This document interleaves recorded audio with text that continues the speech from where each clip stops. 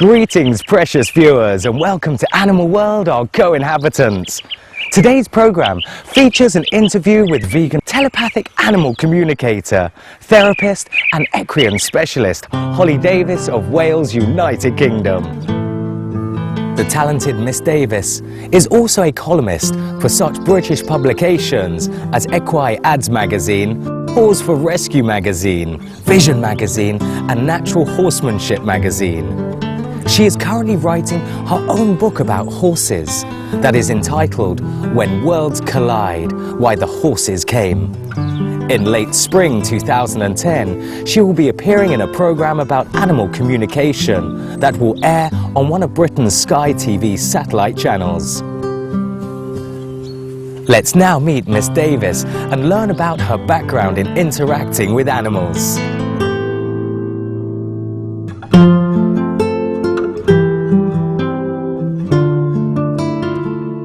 I first got interested in animal communication about 10 or 11 years ago. I took on a mare from a family member, and basically she was very sick and ended up in hospital having to go through 2 colic surgeries.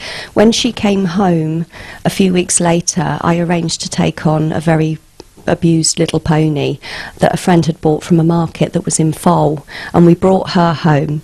And then a few weeks later we had the dentist out to both of them, and what happened then was obviously he tried to treat the little pony that was very abused, and she was very, very frightened, and he told me about an animal communicator called Julie Dicker. And so I had Julie out, and she was coming out with things about these 2 little mares, and I stood thinking about how did she know about that, and I was quite intrigued by it because I'd never actually heard of it before. It was quite a new concept to me. And as she drove out down the driveway, I thought, but now she's gone, what's going to happen now? What's going to happen when I've got more questions that need asking? And I thought, this is actually something that I need to do for myself. I bought some books and sat and read about it, and then one day it just basically happened. I was down with the horses, and I think by that time I had about 3 of them, and there was obviously something that they were aware of, because they came and stood in a semicircle around me, just facing me. And I don't know how I knew, but I was aware that they could hear me, although I wasn't by then hearing them. And so I started talking in my head saying, okay, I know you can hear me, you know. And then I thought, okay, I need proof, because, you know, I can see that something's going on by the way that they're reacting. So I stood next to my first mare and I said, I'm going to take a step forward, and when I take a step forward, I would like you to do the same. So I took a step forward and she stepped next to me, and I thought, oh, that's good. So I thought, right, I'll do it again. So I asked her to take another step forward, which she did. Of course, by then ego had kicked in, you know, turned it into a bit of a game. And I asked her a 3rd time, and this time she didn't do it. So I asked her, why didn't you do it? And she said, because I didn't want to. So basically that was the first thing that I ever actually heard from an animal. Now, how does the communication come to you? Does it come in words, pictures? For me, obviously it can be different for many different people. Usually for me it will come in the form of words, pictures and feelings. The pictures I have just sometimes, and the feelings is usually when the emotion is incredibly strong rather than just everyday emotions. So for me it's primarily the voice that I hear from the animal. Although it sounds like my own voice at the time, it will take on different tones, you know, it will be more masculine or more feminine.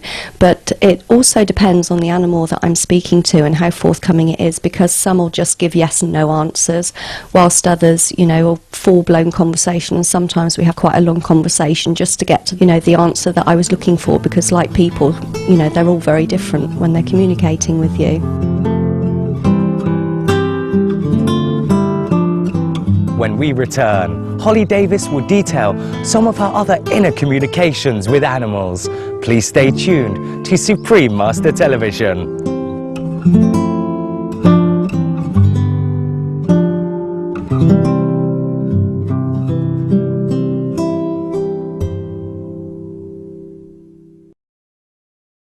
Welcome back to Animal World, our co-inhabitants, here on Supreme Master Television, as we resume our interview with vegan telepathic animal communicator, therapist and equine specialist Holly Davis from the UK.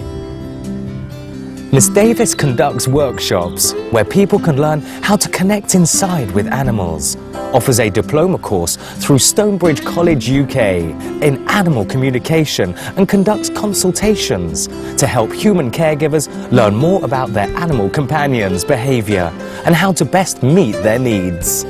Miss Davis now shares more of her experiences of receiving messages from the animals.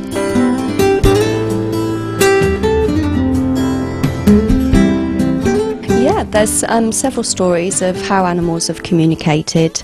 Probably one of the first things that I heard, other than my first mare, was some chickens about 2 days after I started communicating. And I was driving down the motorway to a livery yard to go and visit another therapist. And as the chicken lorry went past, and it had all, you know, the crates on the back, and I was asking the chickens as they went past, you know, how do you feel about this? You know, it looks very drafty, because of course they were all in the open cages, and one of them piped up very indignantly, you know, do you understand that some of our friends are even transported like this in the rain? And asked them if they were aware of where they were going, and they were, but at the same point they were also aware of what they picked up from people, I suppose, from, you know, other people's thoughts, that where those particular chickens were going wasn't as bad, you know, as where some of their friends went. So I was quite surprised by that, because although it was so awful for them what was coming, there also didn't seem to be any hatred involved. It was all sort of still that compassion for people, even though they knew where they were going. But I think one of the biggest stories for me personally, and one that really changed my life, it actually turned into a beautiful experience, was the death of my first horse. She had been going downhill for, you know, quite some time, and we'd had just about every sort of vet and different therapists to her, and she kept saying to me, Holly, you know how to make me well, you can make me better. And for months and months I tried. She was only about 15, so I thought there's got to be an answer here that I'm missing. And I had an osteopath friend out to her who hadn't seen her for about 18 months, and he just looked at her and he said, Holly, she looks old. She had Cushing's syndrome and chronic laminitis. And one day, and I thought, okay, I've sussed it. You're actually saying that, you know, your time has come. And when that thought came, it was almost like the sense of, you know, applause going off in the background, you know, Holly, you've got it.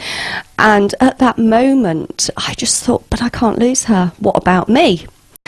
And I went into the house and I led on my bed and I cried and screamed. I was absolutely hysterical. And I was aware, you know, of how I was behaving, kicking and screaming like a child, led on my bed, and then I heard a voice loud and clear, Holly, stop it, it's your ego making you do that. And I thought, okay, you know, Holly, wake up, you know, this is about her, not you. And I went out into the field and spent a few hours with her.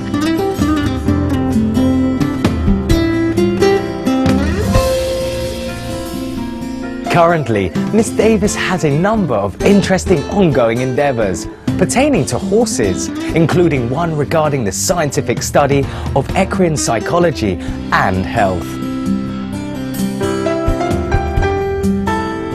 Another project that is being set up at the moment is called Equine Science, and what we're actually hoping to do is find some PhD students, some universities that would be willing and interested in taking on research into the things that the horses are explaining to us, because obviously there's been a major rise in things like metabolic syndrome in recent years, and as yet the answers aren't being found, and the horses haven't explained some things to me with regards to this, but it's very hard when you haven't got enough knowledge into areas such as nuclear physics and these types of things to actually be able to work those things out for yourself. The Equine Science site will also be looking into things like, are some horses extrasensory perceptive, and does this mean that these horses being extrasensory perceptive, does that mean that why they can work so well as therapy horses because of the extra senses that they're using during that?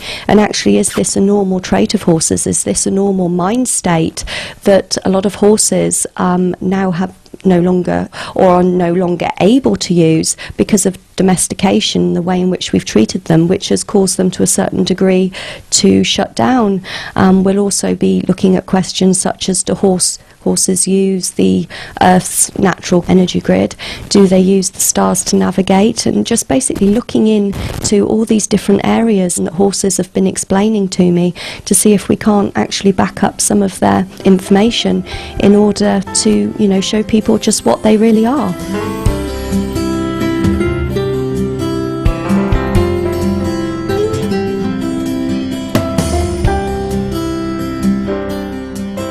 Horses and other animals are truly angels who have come to assist humanity, colour our world and keep our planet in balance.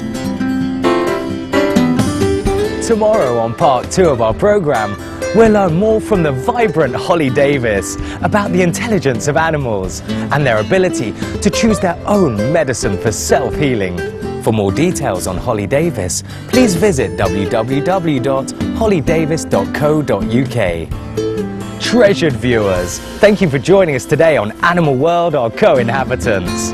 Up next is enlightening entertainment after noteworthy news. May you make a new animal friend today.